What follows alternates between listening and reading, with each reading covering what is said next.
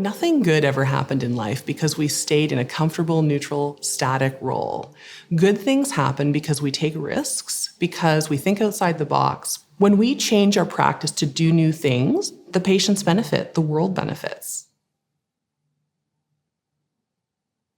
What's missing in a lot of medical interactions is kindness and compassion and a true desire to understand what somebody else is going through.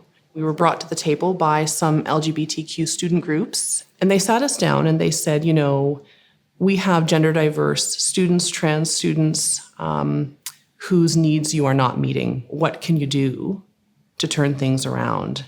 And so that was the birth of the trans care team.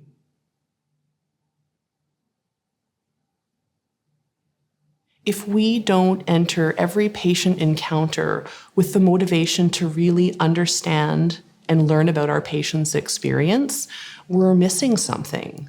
We need to never stop lifelong learning, right? If I'm not shoulder to shoulder front line with the primary care providers doing the challenging new work, then I'm not really facilitating change.